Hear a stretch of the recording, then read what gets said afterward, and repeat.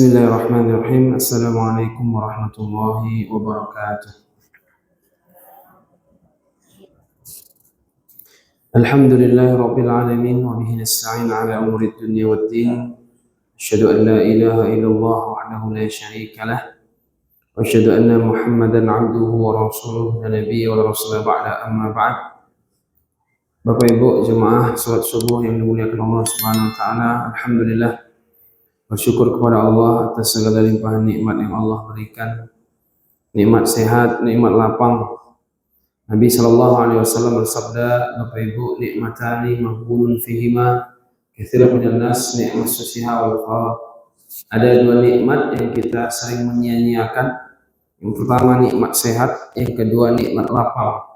Lapang, enggak sibuk, sehat, badan stabil, enggak pening, enggak sakit kepala, enggak sakit kaki, enggak sakit tangan, enggak sakit jantung.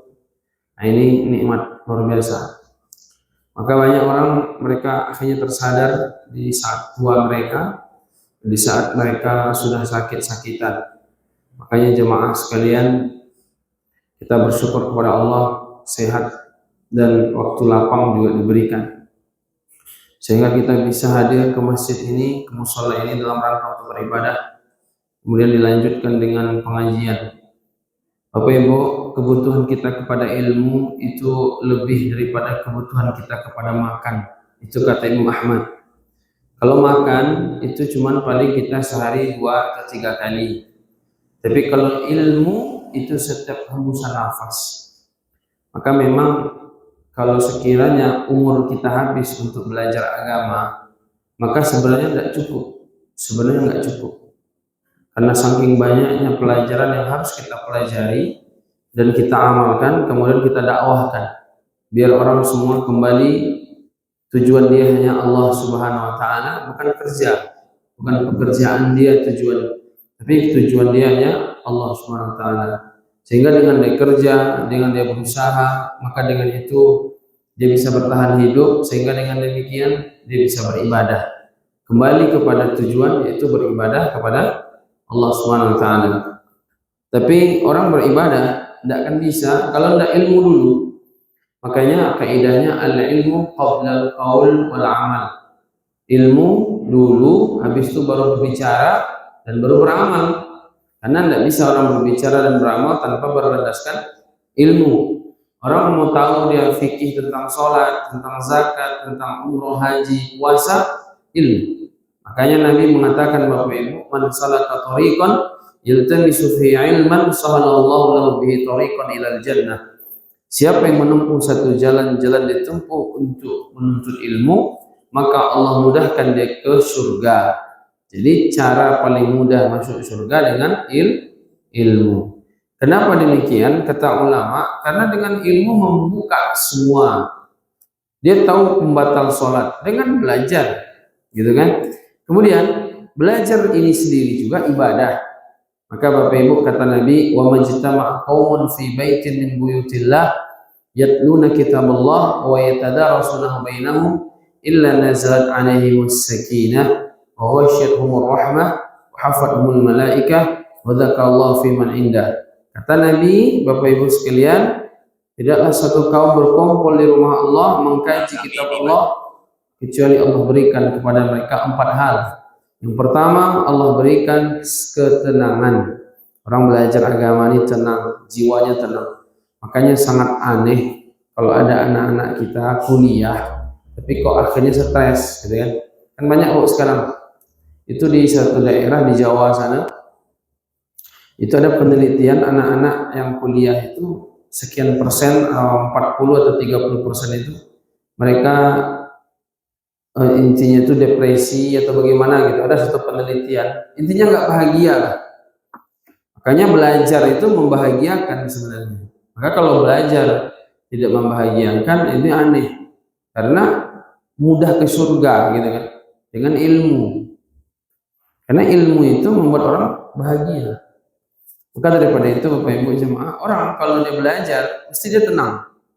Gitu. Belajar dia di rumah Allah, mengkaji kitab Allah, Allah berikan ketenangan. Yang kedua, ghasyiyatuhumur rahmah. diliputi rahmat Allah, tenggelam dalam rahmat kasih sayang. Hafadhumul malaikah, banyak malaikat hadir bernaung di situ.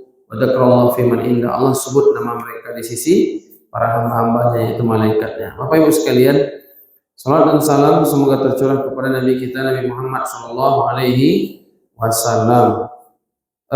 Kita subuh ini akan mengkaji lanjutan dari kisah tadabbur kisah Qur'ani kita, yaitu surat Maryam. Surat Maryam ayat surat 19 ayat 24 dan 25. Ayat 24 dan 25. Kemarin kita sudah mengkaji ayat 22 23 ya. A'udzu billahi minasyaitonir rajim. Fahamalathu, yang 22 23 dulu saya baca yang kemarin. Fahamalathu fantabadat bihi makan qasiyah fa'aja'aha al-makhadu ila jiz'in nakhlah qalat ya laitani mitlu qabla hadha wa kuntu nasyan mansiya. Maka Maryam mengandung anaknya. Fantabadat bihi makan qasiyah, lalu dia menyisihkan dirinya dengan kandungan itu ke tempat yang jauh karena merasa malu, ya kan? Akhirnya dia menyendiri. Fa'aja'aha al-makhadu ila jiz'in nakhlati qalat ya laitani mittu qabla hadha wa kuntu nasyan mansiya.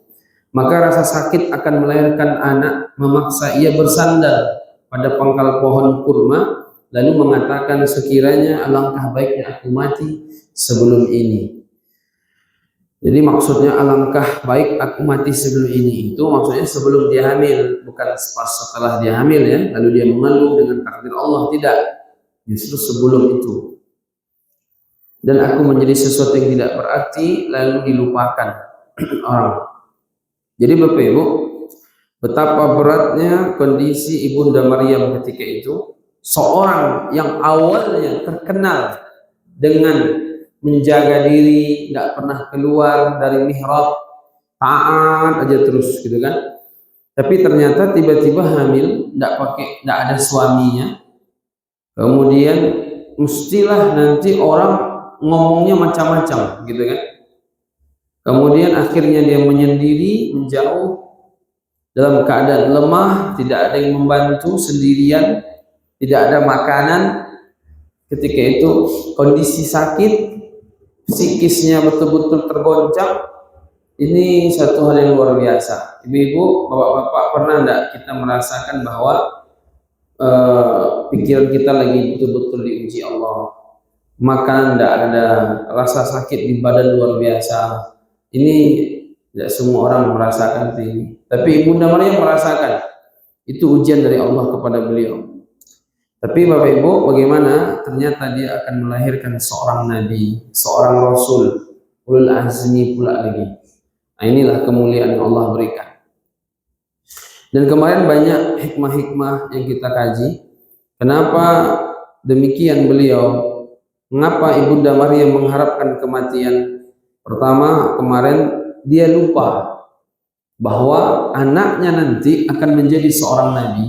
Tapi karena saking banyaknya cemoohan orang atau saking khawatirnya dia, ya kan, saking khawatirnya nanti bagaimana orang ini segala macam, sehingga dia lupa kabar gembira yang nanti bahwa dia akan melahirkan seorang nabi. Nah ini Bu, memang kadang kita ini kalau banyak dengar orang ngomong, itu kita lupa tuh, ya. Kita misalnya melakukan sesuatu, lalu ada orang yang dia nggak suka dengan kita. Padahal kita baik, gitu kan. Tapi kalau kita ikuti orang ngomong, itu nanti kita tuh down itu. Maka kadang sampai kita lupa tentang hal-hal yang ada kebaikan di balik itu. Nah, itu. Jangankan kita, sekelas Ibunda Maryam saja seperti itu. Kemudian kenapa beliau berharap mati aja lah saya ini? Ya kan? Ya laitani mittu qabla hadza. Ya laitani mittu qabla hadza wa kuntu nasyan mansiya. Kata ulama tafsir, salah satunya Imam Ar-Razi, dia mengatakan bahwa biar jangan sampai nanti orang bermaksiat. Karena gara-gara dia hamil, tidak ada suami, orang nanti tentu menggunjing. Sehingga dengan demikian apa? Nanti orang banyak maksiat. gara-gara itu nanti orang masuk neraka kan begitu. Bapak Ibu jamaah yang dimuliakan Allah Subhanahu wa taala, ya bagaimanapun ini satu pelajaran. Kemudian selanjutnya kemarin juga kita jelaskan bahwa dijelaskan oleh ulama tafsir di dunia ini ada 4 macam manusia. Ada yang manusia tidak ada ayah, tidak ada ibu, contohnya Nabi Adam. Ada juga manusia dia diciptakan dari Adam, Nabi Adam, yaitu Hawa. Kemudian ada juga manusia dia diciptakan tapi tidak ada ayah, yaitu Nabi Isa. Dah ini yang banyak, manusia diciptakan dari ayah dan ibunya. Jadi Bapak Ibu, intinya kata para ulama, sesuatu tidak ada yang mustahil kalau Allah sudah berkehendak.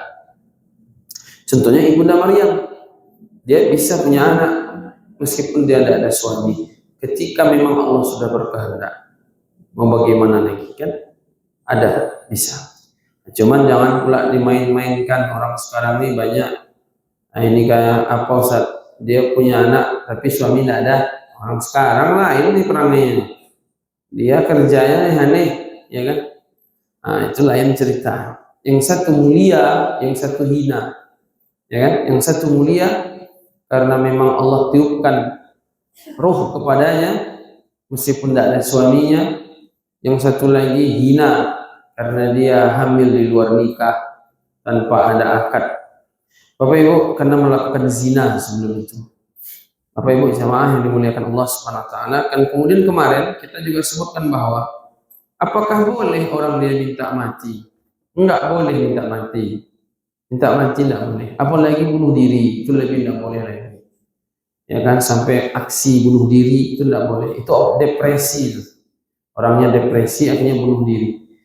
Maka Bapak Ibu sekarang ini mulai banyak orang seperti itu ya, menandakan bahwa lemah iman. Maka kalau ada orang begini, dia harus dikawani, ditemani terus, diajak berpikir sampai akhirnya dia tidak melakukan itu.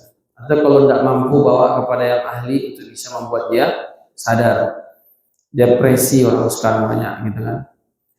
Jadi minta mati tidak boleh, apalagi bunuh diri. Yang boleh adalah, ya Allah, kalau memang hidup lebih baik bagiku, maka hidupkan aja aku. Tapi kalau aku memang mati lebih baik, selamat dari fitnah, maka matikan aku. Nah, itu boleh kayak gitu. Ibu pernah kayak gitu, Bu? Ibu mungkin mana tahu, ya Allah, ini nampaknya umur dan tua. Kalau memang lebih baik aku matikan. Pernah Ibu kayak gitu?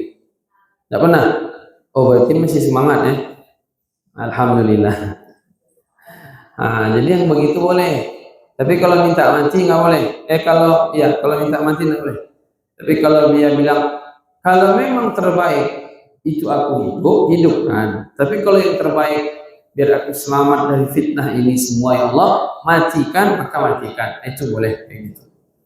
Nah, jadi Bapak Ibu jemaah yang dimuliakan Allah Subhanahu wa taala, seperti itu. Kemudian sekarang lanjut. Ayat 24-25. Fanadaha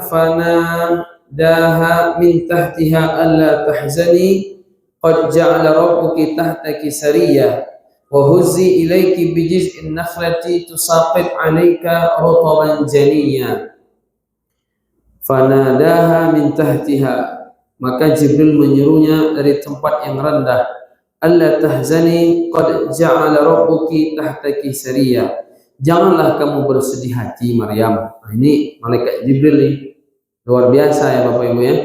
Biasanya malaikat Jibril ini ke Nabi, ke Rasul. Ini bukan ke Nabi, bukan ke Rasul, tapi kepada Ibunda Maryam. Nah, ini tandanya bahwa berarti luar biasa, langsung malaikat Jibril gitu.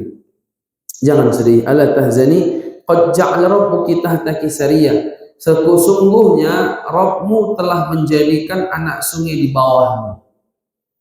Wa huzzi ilaiki bijiz'in nakhlah tusaqit 'alaika rutaban janiyya, dan goyangkanlah pangkal pohon kurma itu ke arahmu. Tusaqit 'alaika rutaban janiyya, niscaya pohon itu akan menggugurkan buah kurma yang masak kepadamu. Bapak Ibu, oleh ulama diambil hikmah pertama, ini menandakan bahwa tanda kebesaran Allah sebelum kelahiran Nabi Isa alaihissalam. Tanda kebesaran Allah Subhanahu wa taala. Bayangkan Bapak Ibu, dikisahkan bahwa ketika Ibunda Maryam ingin melahirkan, hendak mau melahirkan, sakit yang luar biasa dirasakan, tidak ada makanan. Dia ketika itu bersandar dekat pohon, kemudian disuruh sama Allah Subhanahu wa taala, "Wahuzi ilaiki bijiz'in nakhlah." Goyangkan pangkal pohon kurma itu ke arahmu.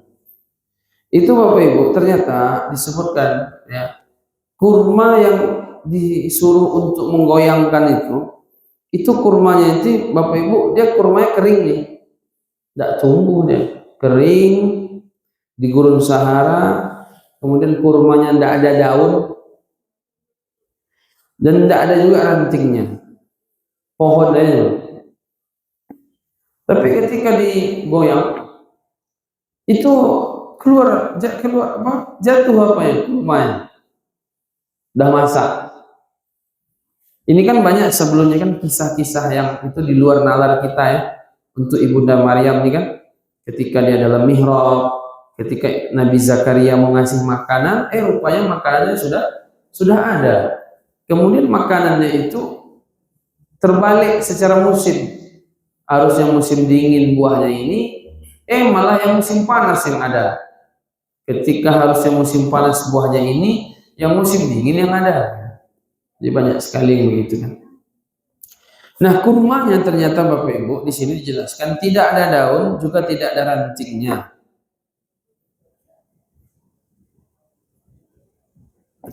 Berarti ini kurma mati. Tapi ternyata ketika disuruh untuk menggoyangkannya, kurmanya ini bisa menggugurkan buah-buahnya. Ini berarti memang kebesaran Allah.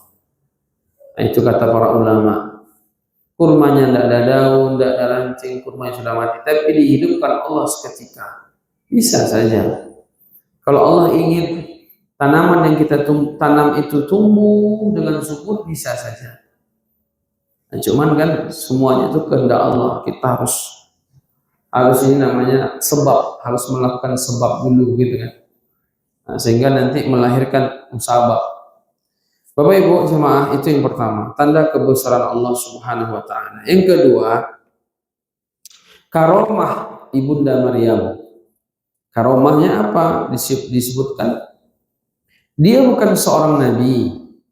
Namun Allah mengutus utusan untuknya, yaitu malaikat Jibril, yang ketika itu meniupkan ruh kepada kemaluannya, lalu sampailah kepada rahimnya, kemudian lahirlah Nabi Isa alaihissalam.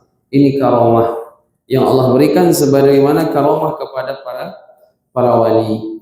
Cuman Bapak Ibu, karomah itu tidak bisa dipelajari. Ini penting, ini catatan. Sebagian orang kan katanya dia ada karomah, tapi tiap saat, ini berarti dukun, jangan-jangan dia ini bukan wali lagi, jangan-jangan dukun dia, bantuan jin. Karena karomah ini mirip-mirip ya kan, antara jin yang bermain dengan betul-betul Allah yang memberikan, karena dia berawal dari sesuatu yang gaib, bukan dari yang gaib, dan itu di luar nalar biasanya. Nah, Allah berikan kepada Ibunda Maryam, yaitu dengan apa? Datangnya malaikat Jibril kepada dia, karomah. Kemudian Bapak Ibu, itu bayangkanlah ketika disuruh untuk menggoyangkan kurma. Yang namanya kurma itu kan, Bapak Ibu pernah enggak lihat pohon kurma? Pernah ya? Apalagi yang udah umroh kan. Di Pekanbaru ada tuh tanam pohon kurma, ada buahnya. Di Riau. Itu kan pohon kurma itu kan besar, keras pula lagi kan, ya mirip-mirip kayak kelapa sawit saya, ya Bu ya, mirip-mirip kan. Cuman di kita ini kelapa sawit nih mirip-mirip kurma ya kan, cuman hasilnya beda. Kalau yang tanaman orang Arab nih bisa dimakan langsung lah. Kalau tanaman kita ini keras-keras deh, rupanya kelapa sawit. Nah, itu kan besar, keras, mau digoyang, gimana goyang? Wanita lemah, mau melahirkan, fisiknya udah melemah, sakit karena melahirkan, disuruh goyangkan kurma, mana goyang? Ya goyang kurmanya. Kata ulama mana? Bergerak pun enggak. Tapi karena memang Allah perintah lewat lisan, lewat malaikat Jibril, diginikan aja sama Ibunda Maryam, tapi jatuh. Nah itu jadi menggoyang kurma, enggak pula bergoyang kurma yang bukan. Cuman atas perintah Allah begitu ya udah dilakukannya. Ya jatuh buah kurmanya. Kurmanya tadi gimana Bu? Enggak ada rantingnya, enggak ada daunnya. Tapi ada. Wallahu a'lam. Ini karomah yang Allah berikan kepada Ibunda Maryam. Karena ketaatannya kepada Allah Subhanahu wa taala, Allah berikan. Bapak Ibu jemaah yang dimuliakan Allah Subhanahu wa taala. Itu yang kedua. Kemudian selanjutnya di antara hikmah yang dapat kita ambil juga adalah ketika seseorang memiliki ketergantungan hatinya kepada sesuatu, maka mengharuskan dia payah nanti dan sulit. Gitu. Kalau di sini ketergantungan hati mengharuskan adanya kepayahan dan kesulitan. Bapak Ibu, bisa kita ingat ya, bagaimana tadi ketika Ibunda Maryam dia tidak pernah keluar dalam mihrab, itu rizkinya datang tanpa dia usaha, ya enggak? Rizkinya datang tanpa usaha. Pokoknya tiba-tiba datang aja. Anna laki hadza qalat huwa min indillah. Innallaha yarzuqu man yasha' bighairi hisab. Kata Nabi Zakaria, dari mana kamu dapat makanan ini wahai Maryam? Qalat, dia mengatakan Ibunda Maryam, hadza min indillah. Ini semua dari Allah. Innallaha yarzuqu man yasha' bighairi hisab. Allah memberikan rizki. Ya kan? Allah yang memberikan rizki ini. Jadi makanan itu langsung dikasih sama Allah. Nabi Zakaria terlambat terus mau ngasih makan ke Maryam, udah ada. Gitu kan? Mau ngasih lagi, udah ada. Dari mana nih? Ini dari Allah nih. Pokoknya Allah ngasih. Tanpa usaha, enggak kerja. Enggak ada kerja. Pokoknya dia di mihrab ibadah aja. Nah, makanya sampai ada ulama mengatakan Bapak Ibu, wanita kalau memang dia ingin Allah mudahkan rezekinya, dia banyak aja di rumah ibadah, Allah berikan rezeki. Di kita mikir gimana itu ya kan? Pusing kita mikir kayak gitu ya Bu. Masa pula ada rezeki datang? Ya, dikiaskan kepada Ibunda Maryam. Dia kan ibadah, ruku, sujud, zikir, ruku, sujud, zikir, itu yang terjadi di rumah. Sehingga apa? Allah berikan rezeki kepadanya. Makanya ada ulama untuk wanita kan lemah, ibu-ibu kan lemah, lebih lemah daripada laki-laki. Maka dalam hal ini, bagaimana untuk memancing rizkinya? Yaitu dengan banyak ibadah ya. Banyak ibadah. Kalau wanita sekarang kan banyak usaha, justru kadang dia melanggar aturan Allah dengan dia bersolek-solek keluar rumah, ya kan? Dengan dia menggoda sebagian kadang laki-laki karena dia keluar rumah. Bukan berarti dia nggak bisa usaha, boleh, tapi dengan adab-adab. Tapi seharusnya kalau kita mencontoh Ibunda Maryam itu di rumah deh, banyak beribadah, ruku, sujud, ibadah, kan gitu terus dia kerja dia, membersihkan Baitul Maqdis, makanya Allah berikan rezeki kepada dia. Nah, cuman ini poin kita berbeda Bapak Ibu yang nomor 2 ini, poin kita berbeda. Ketika ketergantungan hati berbeda, maka mengharuskan adanya kepayahan. Sebelumnya Ibunda Maryam dengan banyaknya beribadah, hatinya hanya ke Allah, maka Allah berikan rezeki ke dia tanpa usaha. Tapi ketika dia sudah mau melahirkan, dia pikiran dia ya kepada anaknya aja lagi yang dalam perut, Isa bin Maryam. Kemudian dia teringat kecintaannya ke anaknya. Kemudian ketika itu dia banyak berpikir tentang bagaimana nanti orang bilang saya begini, punya anak, suami tidak ada, macam-macam. Maka di situ turun status.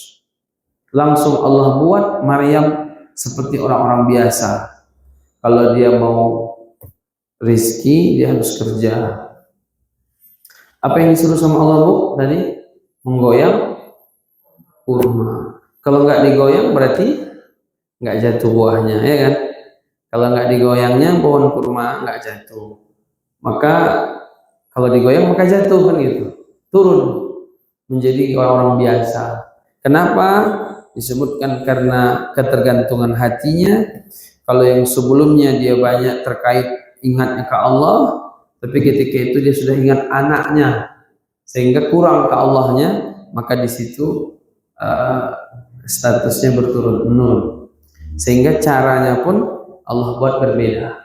Maka Bapak Ibu jamaah yang dimuliakan Allah, kita poinnya adalah selalu ingat Allah Subhanahu wa Ta'ala. Selalu ingat Allah Subhanahu wa Ta'ala. Tapi bagaimanapun Allah tidak akan menelantarkan hamba-hamba pilihannya, Bapak Ibu. Ibunda Maryam kan hamba pilihan. Bahkan Nabi mengatakan sebaik-baik wanita 4, kata Nabi kan. Salah satunya Ibunda Maryam, Khadijah, Asia, Fatimah, ya kan? Termasuk Ibunda Maryam satu.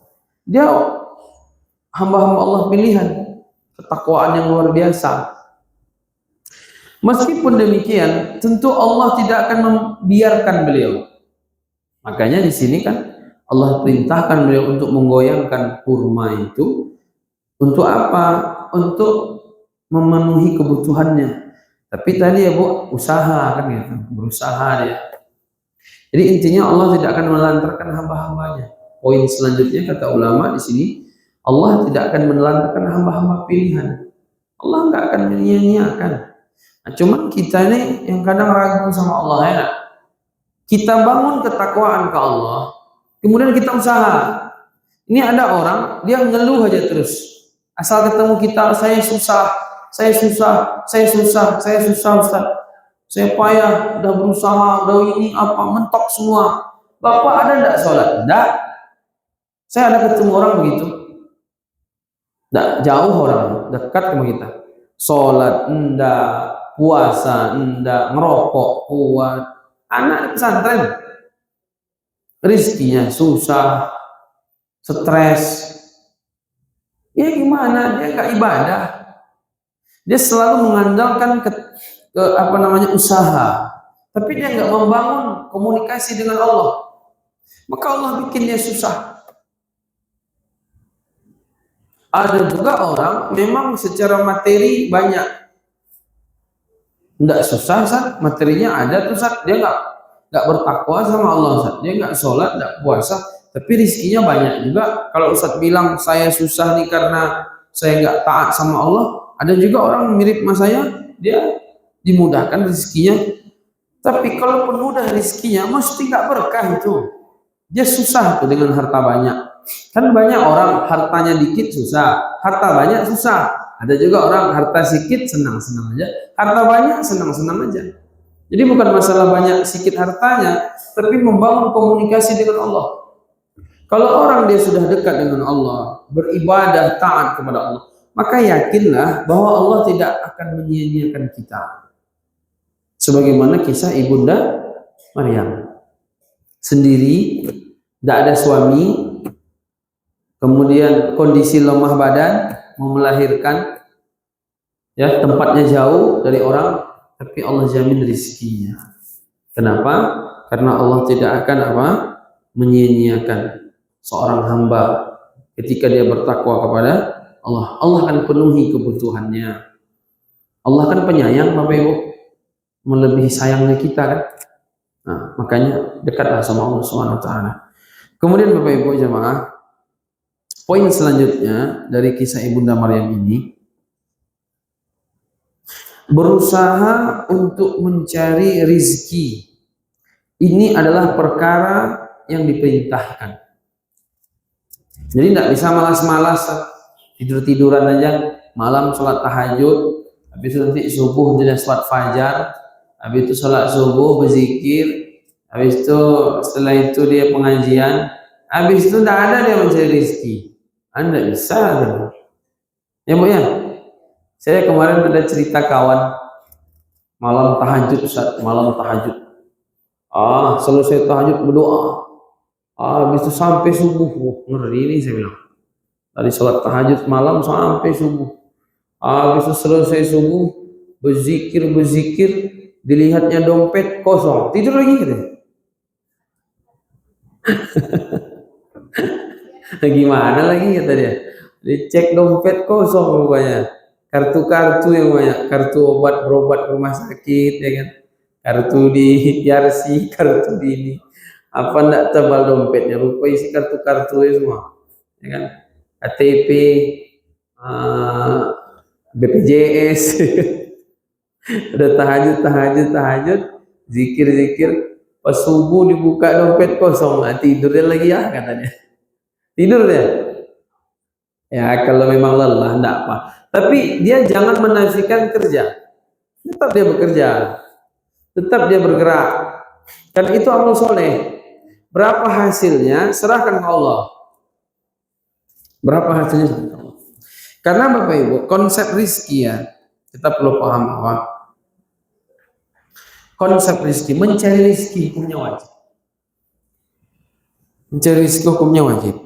Cuman apakah rizki ini tergantung usaha? Ini yang menjadi pembahasan biasanya, Bu. Ada yang mengatakan rizki itu tidak ada usaha, tidak ada hubungannya sama usaha. Ada yang mengatakan apa tadi, Bu? Rizki tidak ada hubungannya dengan usaha. Ada pula yang mengatakan memang rizki itu tergantung usaha. Ada dua nih, Bu. Ada dua nih. Maka bagaimana kita gabung kedua-duanya? Terkadang rizki ini dia yang datang sendiri sama kita tanpa kita usaha-usaha, ya Bu ya. Pernah kayak gitu Bu? Pernah? Duduk-duduk Bu, duduk-duduk, tiba-tiba apa? Tiba-tiba aja datang aja kue, martabak. Duduk-duduk, diantar sama anak. Itulah. Ada juga nah, orang dia udah berusaha hilang duitnya. Ya kan? Rupanya. Nah, ini diskusi Imam Syafi'i sama Imam Malik. Kata Imam Syafi'i, rezeki ini tergantung usaha ya. Datang Imam Malik, enggak katanya. Enggak ada. Rezeki ini enggak ada usaha. Rezeki itu sudah ditentukan. Tidak terganti rezeki kita tuh. Kalau apa ini jatah kita ya udah, tidak bisa ditambah, tidak bisa dikurang. Gitu. Yang satu lagi bilang usaha, ada usahanya. Akhirnya pergilah Imam Syafi'i kan ke pasar, kerja dia, habis itu dapat hasil, habis itu dibelinya makanan. Kerja dapat hasil, dibelinya makanan. Lalu datang dia ke depan Imam Malik. Nah, wahai Syekh, nih makanan nih saya dapat, tau enggak gimana caranya? Kerja dulu saya. Habis kerja, dapat duit, saya beli. Nah inilah, yuk kita makan berdua katanya. Apa kata Imam Malik? Nah inilah nih. Saya enggak ada kerja, duduk man. Kamu bawa ke sini gitu. Kita makan berdua. Ketawa berdua gitu. Oh iya juga ya. Kadang-kadang duduk kita datang sendiri dia. Saya sering tuh, Ibu. Kita duduk cuman baca-baca buku, datang aja cerita. Ustaz, apa nanti ya ini ya? Kemarin pergi kemana gitu, pulang-pulang. Ustaz bawa kerupuk nih tadi. Saya enggak pernah beli kerupuk nih. Berarti kasih kerupuk sekilo. Kerupuk yang masih mentah itu, tinggal digoreng nanti Ustaz. Enggak ada usaha-usaha itu dan enggak ada niat untuk ke situ. Tiba-tiba dikasih. Gitu. Nah, cuman usaha tetap, tawakal juga tetap. Kapan tawakal nih? Kerja dulu baru tawakal baru kerja.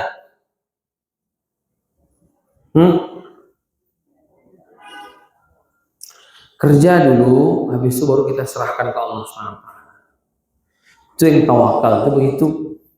Sama dulu ada seorang sahabat, dia punya unta, tidak diikat sama dia.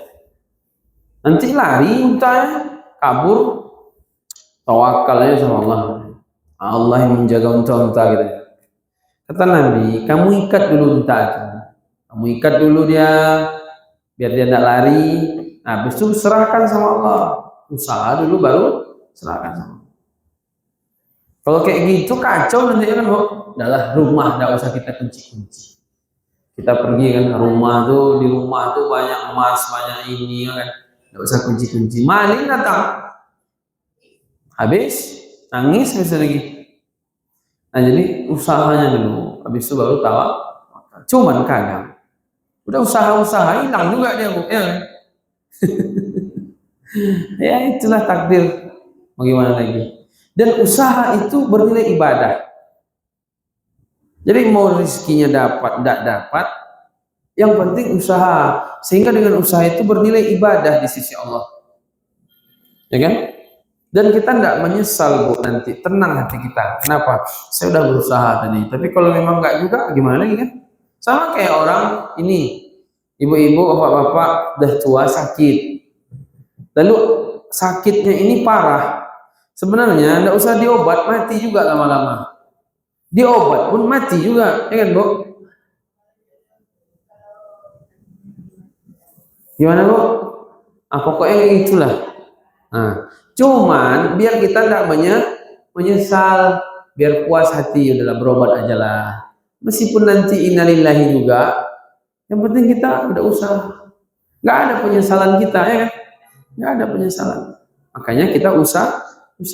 Meskipun nampak-nampaknya tidak ada harapannya, tapi tetap aja berobat. Itu amal soleh. Ikhtiarkan amal soleh.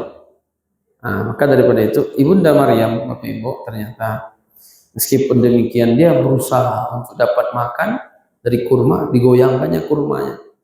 Nah, satu sisi memang kita diperintahkan bertawakal kepada Allah, Bapak Ibu sekalian. Tapi di sisi lain kita disuruh untuk berusaha. Makanya ada itu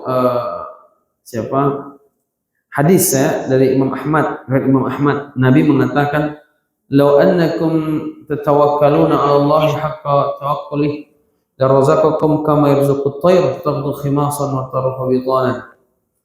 Kalau kalian bertawakal sebagaimana kalau betul-betul kalian bertawakal ke Allah, kata Nabi, maka Allah akan berikan rizki kepada kalian sebagaimana Allah berikan rizki kepada seekor burung.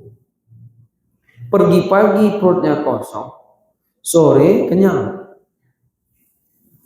Binatang itu, Bapak Ibu, dia kan tahu Tuhannya Allah, cuman mereka nggak wajib ibadah kan. Maka dia tawakalnya tinggi sama Allah. Kucing, ayam itu tinggi tawakal sama Allah. Dia nggak ada mikir-mikir, yang penting Allah udah jamin rezeki, ya kan. Tapi kata Imam Ahmad, meskipun dia tawakal sebagaimana tawakalnya seekor binatang atau burung, tapi yang namanya burung tetap dia terbang mencari tempat di mana dia makan. Elang misalnya dicarinya ke laut, dicarinya. Yang ini dicarinya juga. Gimana dapat nggak dapatnya?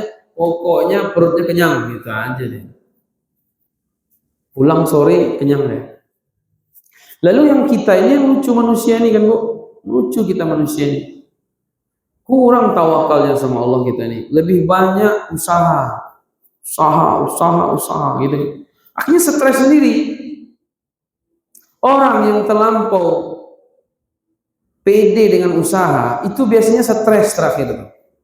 Makanya orang sekarang kan banyak stres. Ya kan? Asam lambung lah, inilah, stres. Kenapa? Dia jarang, usahanya itu jarang dia kaitkan dengan Allah. Selalu hitungan-hitungan dia terus. Hitungan manusia terus dipakainya, Bu, ya. Nanti kalau segini, nanti segini, nanti segini. Dia lupa sama Allah. Itu stres nanti dia. Makanya kalau dia hanya terlalu mengandalkan hitungan-hitungan matematika dia tanpa melibatkan Allah, tawakalnya kurang, lebih kepada usaha dia, biasanya dia pusing, Bu. Itu yang terjadi kita sekarang nih. Kebanyakan begitu kita. Ya kan? Oh, nanti modal saya segini. Nanti apa saya segini, apa kebutuhan pelanggan. Di pasar nih orang lagi butuh apa. Jarang dia sama Allah ini. Rupanya meleset, ya kan, Bu? Meleset, pusing dia kan? Tapi coba begini, ya begini orang lagi butuh ini, tapi gimana pun Allah yang nanti menggerakkan hati orang untuk belanja ke toko saya. Dan kalaupun tidak laku masih ada hikmahnya. Kalau laku juga ada bagian orang-orang miskin yang saya berinfak di situ. Ingat Allah dia teruskan. Itu enak gitu. Jadi kalau orang dia kurang ketawakalan, hanya modal usaha terus, itu stres. Tapi begitu pula sebaliknya, orang cuma tawakal aja tanpa usaha, ini malas. Malih namanya. Lalu setari makan, itu pemain futsal terus nih. Nah, tidak bisa tuh kayak gitu tuh. Jadi harus sinkron ya. Tawakal tetap, usaha ini perintah Allah. Bagaimanapun nanti, itu nanti. Nah, jadi ketika orang bekerja, bukan berarti menafikan tawakal. Orang bertawakal bukan berarti menafikan kerja. Bapak Ibu jemaah yang dimuliakan Allah Subhanahu wa taala, itulah yang terjadi kepada Ibunda Maryam. Beliau disuruh sama Allah untuk menggoyangkan kurma tadi, pohon kurma tadi, sehingga dengan itu berguguranlah buah-buah kurma sehingga dikonsumsinya. Nah ini juga apa Bapak Ibu ya, sebagian ada yang meneliti bahwa ibu-ibu yang melahirkan itu memang bagus ya makan kurma katanya. Ya Bu, untuk asupan ASI, mencukupi kebutuhan tubuhnya dan anaknya, itu memang bagus makan kurma. Ya. Bahkan memang Bu, bagus. Ada ulama mengatakan tuh, ulama kalau tidak salah saya itu. Apa hadis gitu ya, kayaknya ulama gitu. Siapa yang di rumahnya tidak ada kurma itu miskin. Ibu-ibu di rumah ada kurma, ada stok kurma ada? Tidak ada? Miskin ya. Saya di rumah ada kurma. Cuma dia makan jarang kurma ada. Karena memang kita ini nasi kawannya Bu ya. Tidak kurma. Tidak ada nasi payah awak. Bak pun kanyang awak, tapi kalau belum masuk nasi lu makan itu Bu. Itulah orang-orang awak itu orang Indonesia. Ya, kalau belum makan nasi, lah kanyang ya tuh, lah banyak masuk roti lah masuk, bubur kampiun lah masuk, apel lah masuk, katan, pisang, durian lah masuk, kulit durian pun masuk kadang semuanya. Lalu masuk nasi, lalu makan lagi sih. Orang awak itu tuh lah. Aduh, nasi juga ya kan, tenaganya nasi. Jadi memang kurma itu berkah, ada keberkahan pada kurma. Nah, jadi ada pembahasan Bapak Ibu keberkahan itu, kurma itu berkah, zaitun berkah, air zam-zam berkah, ada keberkahan. Nah, jadi ibu-ibu yang mereka melahirkan itu bagus makan kurma untuk melancarkan ASI, menguatkan badan, makan kurma. Karena dalam kurma ini Bu, memang dia sudah ada lengkap semua di situ. Lengkapnya. Nutrisi apa semua lengkap. Ambo ada Bu jamaah. Ya Pak kok Allah ya semangat luar biasa. Ambo Ustaz yo mengikuti Nabi. Ikuti Nabi. Pak itu Pak makan kurma. Nabi kan makan kurma Ustaz. Ambo kolah bara bulan makan kurma Ustaz. Tidak ada makan nasi, tidak ada makan apa. Tapi memang mau cari sehat ya Bu. Sehat. Karena kan memang kan penyakit kan dari makanan. Lambung kan usus. Ya meskipun beko banyak lagi mengecekan pikiran segala macam, tapi kan porsi makan kan itu tetap ada, gitu kan? Ini makan kurma jamaah orang kamang dan kurma tiap hari. Tapi memang badannya tuh sehat, wajahnya tuh semeringah kayak orang. Badan tidak lo gapok, badan tidak kurus. Kalau kini kan apa-apa gapok korein. 8 bulan lemaknya mengandung, ya kan? Tapi kalau kurma enggak, ini enggak lita, fisiknya enggak lelah, yang paling makan bara gitu kan, tercukupi gitu. Dari sisi manisnya dapat, apanya segalanya dapat. Jadi butuh tubuh tuh cukup kurma itu. Nah, cuman tuh tadi Nabi kan tidak lo merintahkan nak makan kurma. Cuman hanya saja kurma itu ketika berbuka disunnahkan makan kurma, ya, Bu. Ketika sahur makan kurma, ketika berbuka makan kurma, ketika sahur makan kurma. Nah, jadi memang untuk menstabilkan hormon, kecek-kecek ahli-ahli itu ada ngawe, itu kurma. Nah, dalam hal itu pun Ibunda Maryam makan kurma. Patang apa ada akikah, Malaysia akikah. Itu losat iko asi susah kecek makan kurma.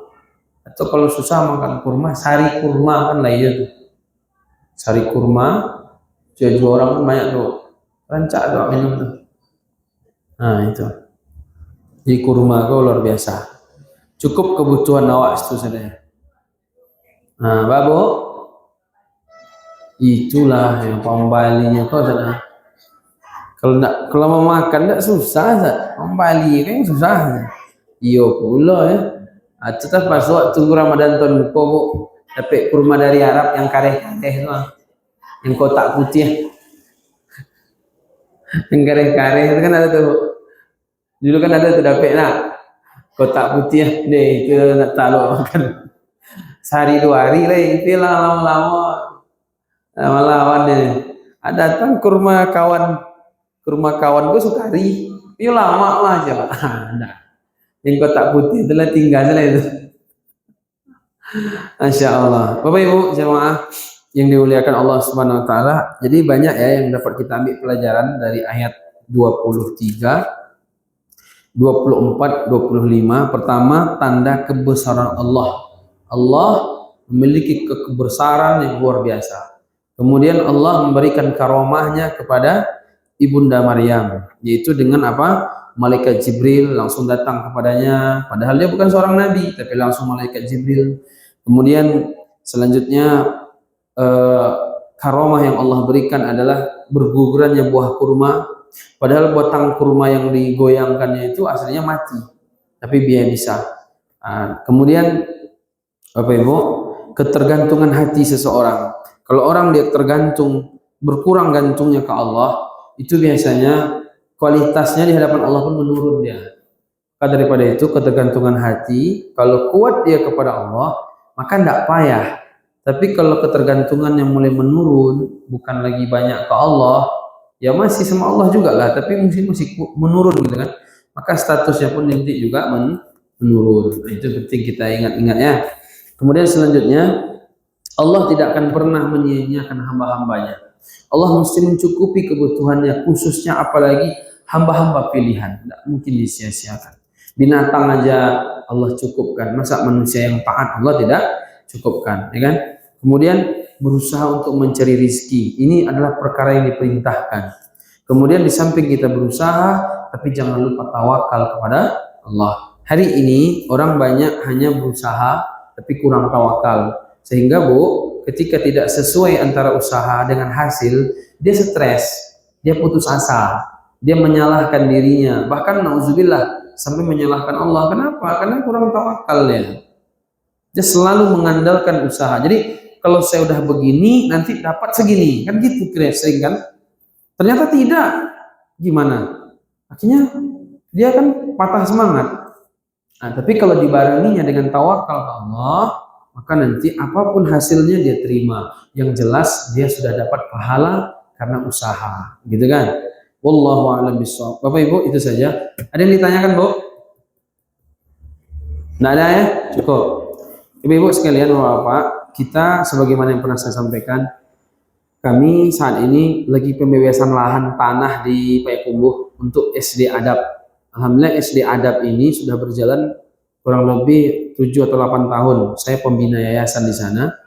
Jadi kita itu ngontrak selama ini Bapak Ibu untuk sekolah ini ngontrak. Tapi tahun ini yang orang yang punya rumah yang kita pakai untuk sekolah itu sampai Desember rumah itu mau dipakai sama dia. Nggak boleh lagi lah intinya ya. Tentu anak-anak 6 lokal kemana mau kita bawa. Maka daripada kita pindah-pindah terus, bagus kita beli tanah murah semeter 300.000. Di sana kan masih murah ya Bu. Kalau Siko mana Bu? Jangan tanya lah sakit telinga undangan.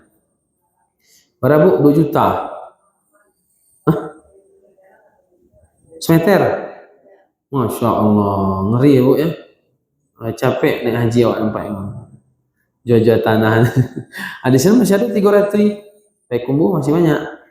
Nah itu, jadi memang kalau untuk pesantren memang pencak bagian bahan bensinan. Kalau bagian awak sih kok susah. Agam kok susah, tanah susah. Maha yang pertama. Yang kedua orang tidak lama menjual, ada kadang macam itu kan. Apalagi wakaf itu susah. Tapi kalau bagian sinan itu alhamdulillah. Nah jadi 300.000 semeter. Bagi bapak ibu yang ingin berinfak dan amal jariah itu sangat bagus. Kalau tanah bu itu tidak akan bisa dihancurkan nak, kecuali Allah berkehendak longsor misalnya atau amblas tanahnya kan bisa aja. Nah, infak untuk tanah itu di situ keunggulan infak untuk tanah. Tapi kalau infak untuk selain tanah unggul juga bangunan misalnya. Bangunan kalau tidak dipakai lagi bangunan itu maka dia habis pahalanya kan. Habis pahalanya. Makanya kan sempat disorot oleh MUI kepada para pengurus-pengurus masjid ketika misalnya masjidnya tidaklah begitu harus dirombak total, malah dirombak total, dikhawatirkan pahala orang-orang dahulu habis. Ya kan, Bu? Nah, misalnya dulu dia berinfak nih 10 sak semen untuk tonggak ini gitu. Habis itu dia habisin tonggak itu. Baut yang baru. Itu nggak ada lagi mana ya. Tapi kalau tanah enggak, makanya sebenarnya infak tanah ini kita harus lebih semangat. Nah, adapun ibu-ibu nanti untuk mencari yang lain, ibu-ibu lain, donatur lain bagus juga. Karena kata Nabi, "Man dalla 'ala khair wa lahu mithlu ajri fa'ili." Siapa yang menunjukkan kepada kebaikan, maka dia mendapatkan pahala dari orang itu tanpa mengurangi pahalanya sedikit pun. Itu hadis itu setelah saya kaji Bapak Ibu. Jadi ada seorang sahabat datang ke Nabi. Ya Rasulullah, saya ini nggak ada unta. Entah hilang untanya waktu itu. Nggak ada. Hilang kalau nggak salah ya, hilang. Unta saya hilang. Tolong ganti ya Rasulullah. Kata Nabi, saya nggak punya pengganti. Saya nggak ada harta untuk mengganti untamu yang hilang. Lalu datang sahabat lain, Bu. Ya Rasulullah, saya bisa mengantarkan dia kepada seseorang yang kaya untuk mengganti untanya.